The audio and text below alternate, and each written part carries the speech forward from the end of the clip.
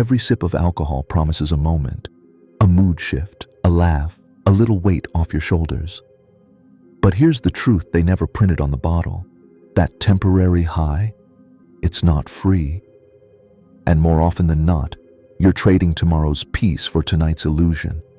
Because behind every buzz, there's a biological transaction, a chemical debt, a neurological aftershock that doesn't go away when the glass is empty. Alcohol doesn't create happiness. It borrows it from your future self. And when the debt comes due, that's when you feel it. The quiet sadness, the subtle disconnection, the way your joy feels, thin, fragile, faked. They told you it was just part of drinking, that the low is just a normal come down. But what if that sadness isn't random? What if it's built into the system? In this video, we're going to expose the truth behind alcohol and emotional imbalance, the science they don't tell you, the energy no one explains, and why so many people keep drinking, even when it leaves them feeling worse.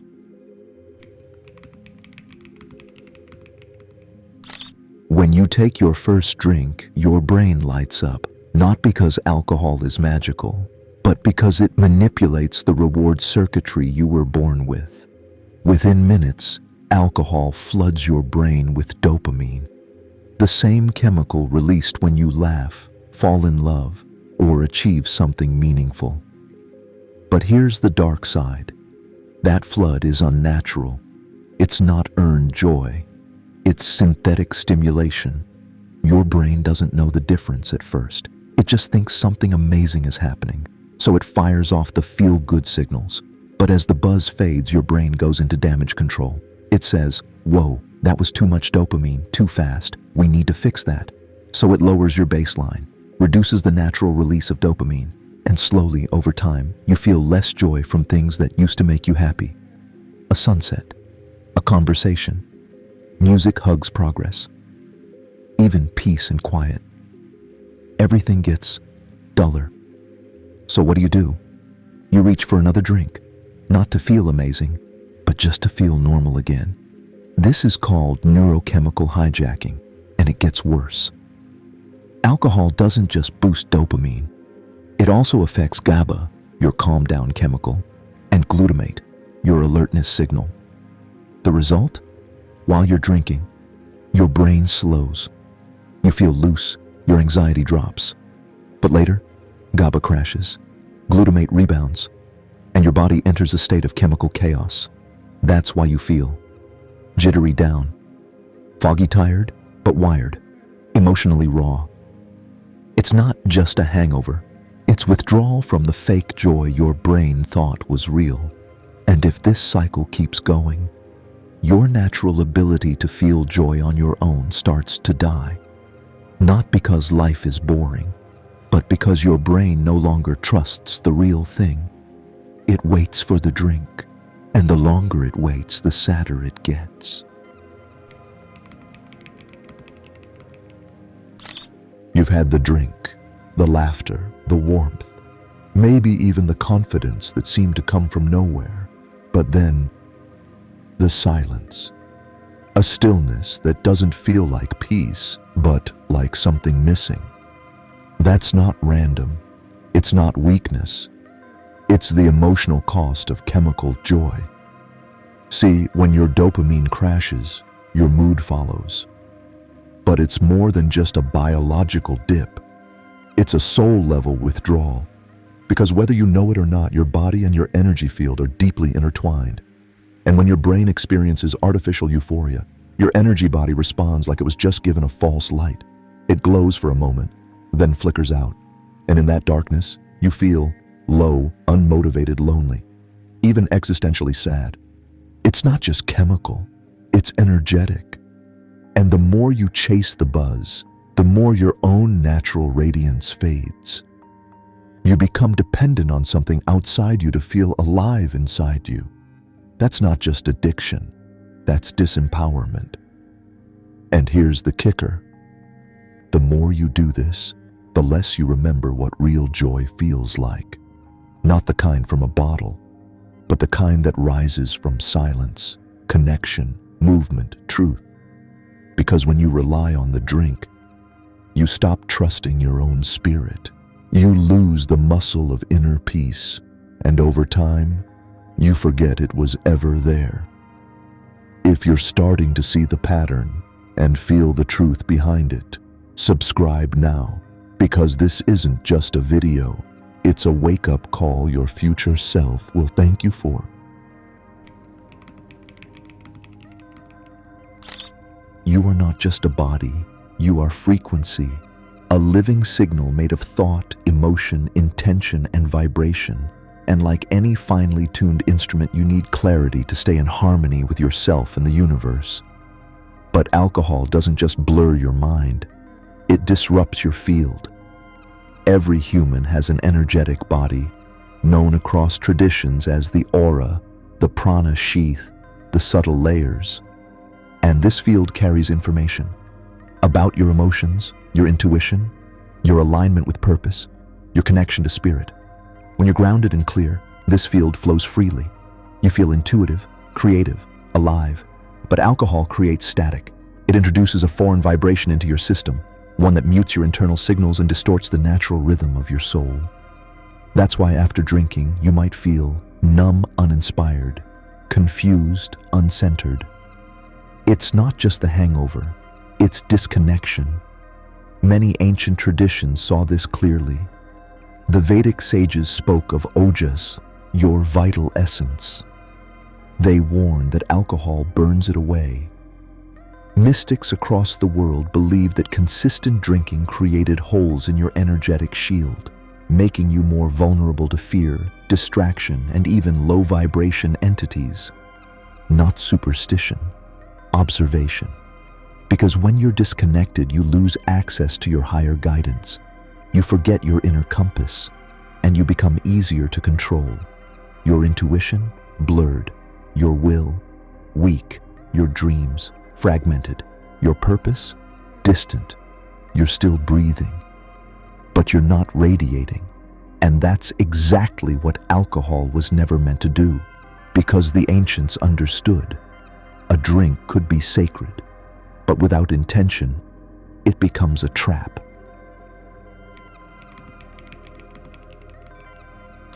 Long before the age of nightclubs and neon signs, alcohol was not poured to pass the time. It was used in ceremonies under strict guidance with clear purpose. Why? Because the ancients knew something we've forgotten. Alcohol is a gateway, not always a good one. In ancient Egypt, beer and wine were offerings given to the gods in temples, not because the gods drank, but because they believed alcohol thinned the veil. In ancient Greece, Dionysian rites involved sacred wine only under the watch of trained initiates. Unsupervised drinking was considered dangerous, not just socially, but spiritually. In Vedic India, alcohol was forbidden to Brahmins, the spiritual elite, because it disrupted prana, the life force energy required to access higher states of consciousness. In Native American traditions, fermented brews were part of vision quests, but always paired with fasting, silence, and guidance from an elder. What do all these have in common? Intention, structure, respect. Now fast forward to today. Beer on the couch, shots at the club, wine just to cope, no ritual, no awareness, no guardians, just glass after glass of open channeling with no filter, no firewall, no anchor. You might say, I'm just drinking to relax. But your energy field doesn't understand casual. It only knows coherence or distortion. And when you introduce alcohol into your system without a clear frame, you become energetically open to projections, to other people's pain, to unseen forces. Ancients would say, you are drinking in the spirits, but which ones? They weren't being poetic, they were being precise. Because to them, alcohol wasn't just a liquid, it was a ritual technology.